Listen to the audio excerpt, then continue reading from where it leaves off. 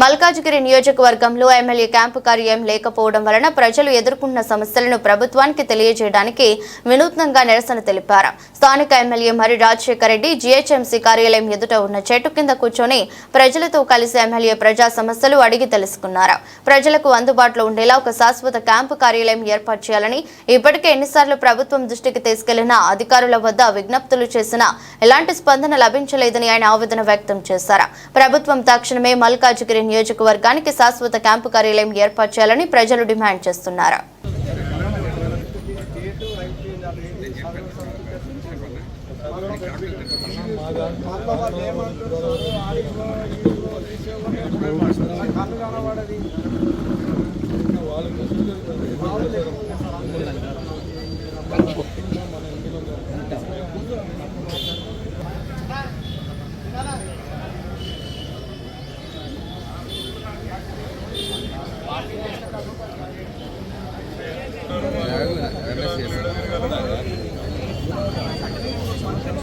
ఎవరిది కావాలండి అది సై ఎవరిది కావాలంటే నంబర్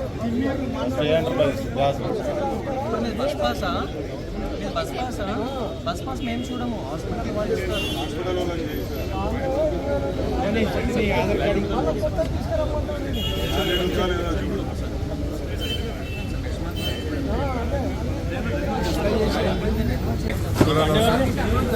పళ్ళు తీయాలి.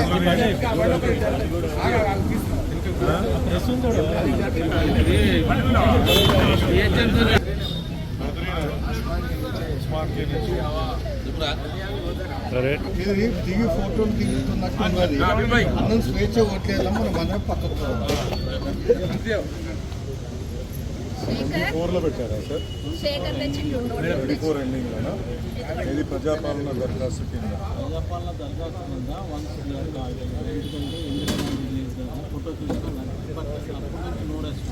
ఓకే. అంటే మరి ఏం చేస్తారు? నేను ఇది వెరిఫై చేయొచ్చు మీ దగ్గర. ఇది ఒకసారి స్వామి గారు ఇలాగే కన్సర్న్ ఆఫీసర్ టీఓ అనుకుంటా, టీఓ చేస్తారు. అదే గవర్నమెంట్ ఇవి స్టార్ట్ చేయలేదు, కాంగ్రెస్ గవర్నమెంట్ ఇంకా ఇవి స్టార్ట్ చేయలేదు. వాళ్ళు చేసినాక అందులో కూడా మనకి దీనికి సంబంధించిన ఎంక్వైరీసు గవర్నమెంట్ తరఫున ఏదైతే ఎంఆర్ఓ గారు కానీ మన జిహెచ్ఎంసీ ఆఫీస్ నుంచి కానీ చేయాల్సినవి అన్నీ చేపిద్దాము. అది అయినాక గవర్నమెంట్ ఎప్పుడు ఇస్తుందో అప్పుడు వస్తుంది. ఈఓ గారికి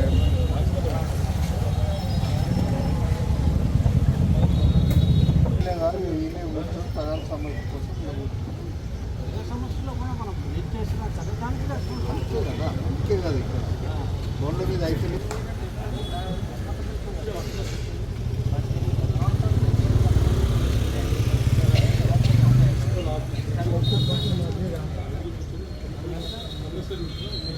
కోట్ చేస్తూ స్వామి గారు ఏం అపార్ట్మెంట్ పేర్లు ఏంటండి? అలంకృత ఉమాశంకర్ అపార్ట్మెంట్.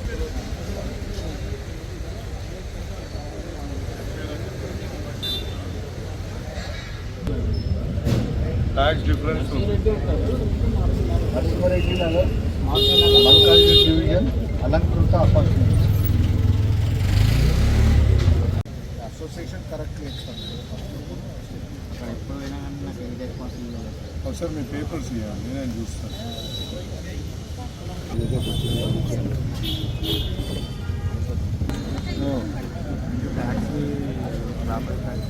ఏమైంది? నువ్వు ఏమంటున్నావు ఇవ్వకంటున్నావు? కావాలంట ప్రాపర్టీ ట్యాక్స్ కావాలన్నా ఇది చేయండి సార్. టౌన్ ప్లానింగ్ వాళ్ళకి చేయండి ప్రాపర్టీ ట్యాక్స్ గురించి. ఇదేంటి కరెంట్ బిల్ హౌస్ నెంబర్ జనరల్గా అట్లా రాకపోతే year bill collector area bill నెరవేట్లా కాళీమాత నరసింహారెడ్డి రండి సార్.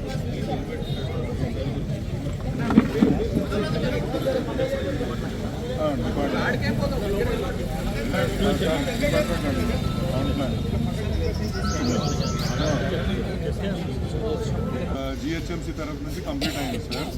గవర్నమెంట్ ఎప్పుడైతే పెన్షన్ స్టార్ట్ చేస్తుందో అప్పుడు మీకు మొదటిగా వచ్చే అవకాశం ఎక్కువ.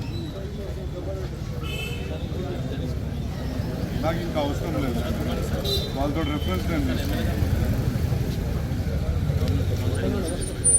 సార్ నమస్తే అండి.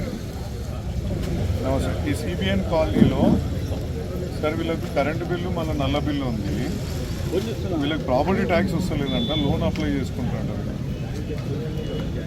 ఇది నెరెట్ బెడ్ సార్, ఇది రెవెన్యూ అంటే ఎవరికి ఏమంటారు, నరసింహారెడ్డికి చేయాలి. సబ్సిడీ రావట్లేదు ఎక్కడ సార్? మీరు ఎవరో చూడండి, కంపెనీ సబ్సిడీ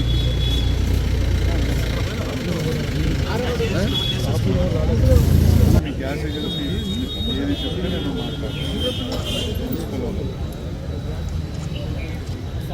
ఒక్క సెకండ్ మీకు కాగానే మీరు కూర్చోండి రండి. కాపీ రాగానే నేను మీ కార్పొరేటర్ గారికి పంపిస్తాను, అప్పుడు మళ్ళీ మీరు చేయవచ్చు. ఎవరు టెన్షన్ పడాల్సిన అవసరం లేదు. ప్రాపర్టీ ట్యాక్స్ గురించి వచ్చింది సార్, ప్రాపర్టీ ట్యాక్స్ కడతా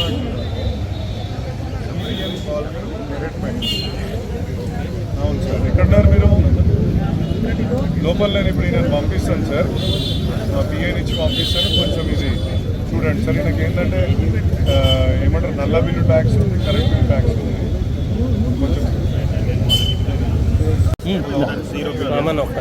సార్ ఇప్పుడు గాంధీనగర్లో ఒక ప్రైవేట్ ఖాతా డొనేట్ చేసిన దానికి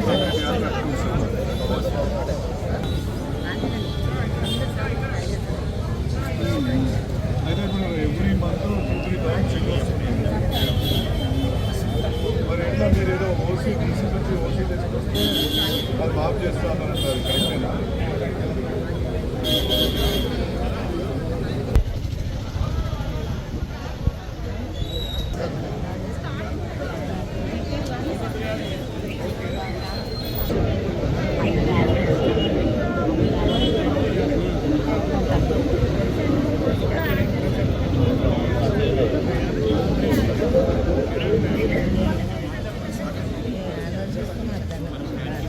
అందరికీ నమస్కారం.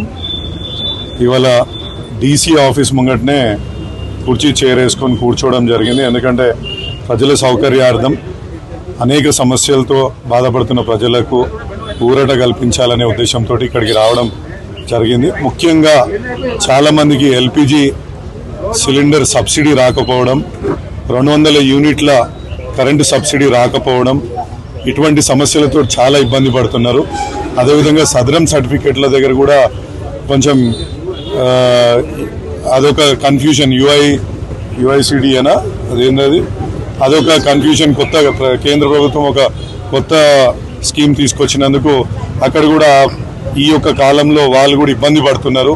వాళ్ళు అటు హాస్పిటల్ చుట్టూ ఇటు గవర్నమెంట్ ఆఫీసుల చుట్టూ తిరగలేక తీవ్రంగా ఇబ్బంది పడుతున్న మాట అందరు చూస్తూనే ఉన్నారు. అదేవిధంగా ఇలా రాష్ట్ర ప్రభుత్వం ప్రజలకు ఏదైతే ప్రామిస్ చేసిందో ఇందిరమ్మ ఇండ్లు ఎప్పుడు ఇస్తారా అని ప్రతిసారి వచ్చి అడగడం కూడా జరుగుతుంది. అదే కాకుండా మరి రాజీవ్ యువ వికాసం కూడా ఎప్పటి నుంచి లోన్స్ ఇష్యూ చేస్తారని అడుగుతున్నారు. పెన్షన్స్ ఎప్పటి నుంచి ఇష్యూ చేస్తున్నారు అని అడుగుతున్నారు. మరి అధికారులను ఎప్పుడు అడిగినా వాళ్ళు సమాధానం దాటవేస్తున్నారు. కాబట్టి ఇక్కడనే వచ్చి కూర్చోవాలా, ఇంకా ఇక్కడనే ఏ సమస్య ఉన్నా ఇక్కడ నుంచే పరిష్కరించుకోవాలా. ఎందుకంటే గత ప్రభుత్వంలో ఒక మల్కాజ్గిరి తప్ప మిగతా ఎమ్మెల్యేలందరికీ కూడా క్యాంప్ ఆఫీస్ ఇవ్వడం జరిగింది. బట్ ఇక్కడ నేను ఎన్నిసార్లు విన్నవించుకున్నా, కలెక్టర్ గారిని విన్నవించుకున్నాను. ఆయన కమిషనర్ జిహెచ్ఎంసీ దగ్గర పొండి అంటాడు, జిహెచ్ఎంసీ కమిషనర్ దగ్గర పోతే మీ డీసీని ఫస్ట్ అడుగంటారు, డీసీని అడిగితే మా జెడ్సీని అడుగంటారు, జెడ్సీని అడగమంటే మళ్ళీ కమిషనర్ని అడుగని ఇట్లా ప్రతి సందర్భంలో మమ్మల్ని ఫుట్బాల్ ఆడుకున్నట్టు ఆడుతున్నారు. ఎందుకంటే ప్రజల కోసం ప్రజలకు సేవ చేయాలంటే ఒక ఎమ్మెల్యేకి క్యాంప్ ఆఫీస్ అవసరము ఉంటుంది, అక్కడ నుంచి ప్రజాపాలన సరిగా జరుగుతుంది అనే ఉద్దేశంతో గతంలో కేసీఆర్ గారు ప్రతి ఒక్క ఎమ్మెల్యేకి ఒక క్యాంప్ ఆఫీస్ కట్టించిండ్రు. మరి ఈ ప్రభుత్వం మాకు ఒక ఆఫీస్ ప్రొవైడ్ చేయమంటే చేయట్లేదు. అదేవిధంగా ఒక పిఏని కూడా ఇవ్వమంటే ఇంతవరకు కూడా ఒక పిఏని ఇవ్వకపోవడం. ఎన్నిసార్లు అంటే అక్కడ అసెంబ్లీ సెక్రటరీ గారిని అడిగినాం, జిఏడికి అడిగినాము, ఎవరిని అడిగినా కానీ ఏం సమాధానం రాదు. సో ఇటువంటి అన్ని సమస్యలని అధిగమించాలంటే ఇక మాకే ఇక చెట్టు కింద కూర్చొని చెట్టు కింద ఎమ్మెల్యే అనే ఒక కాన్సెప్ట్ తోటి ఇక ప్రతిరోజు వచ్చి ఇక్కడనే ప్రజలని ఇక్కడనే పిలిపించుకొని అధికారులు కూడా ఇక్కడనే ఉంటారు కాబట్టి వారిపై ఒత్తిడి చేసి వాళ్ళ పనులు చేయించాలనే ఉద్దేశంతో ఇక్కడ కూర్చోవడం జరుగుతుంది. కంటిన్యూ అన్న, ఇంకా మాకు వాళ్ళ ఆఫీసర్ని ఇవ్వాలి, లేకపోతే ఆఫీస్ వచ్చేంత వరకు ఒక 2 రోజులు డీసీ మల్కాజ్గిరి ఆఫీస్ ముంగట, ఒక 2 రోజులు డీసీ అల్వాల్ ఆఫీస్ ముంగట, ఒక రోజు కలెక్టర్ ఆఫీస్ ముంగట, ఇట్లా ప్రతి దగ్గర ఇక వాళ్ళని అధికారులది ఇప్పుడు ఎందుకంటే ఎమ్మెల్యేల కంటే అధికారులు చాలా గొప్ప వాళ్ళు అయిపోయినరు. ఎందుకంటే ఆ ప్రోటోకాల్ వాళ్ళదే ఇప్పుడు ఎక్కువ అయిపోయింది కాబట్టి వాళ్ళని పోయి మేము రిక్వెస్ట్ చేసి వాళ్ళ కాళ్ళ ఏళ్ళని పడితేనే మాకు పనులు చేస్తారు కాబట్టి వాళ్ళని బతిమలాడడానికి వాళ్ళ ఆఫీసులో చుట్టే మేము ఉంటే పనులు కూడా ప్రజలకు ఈజీగా అవుతుందనే ఉద్దేశంతో ఈ పని తీసుకున్నామండి.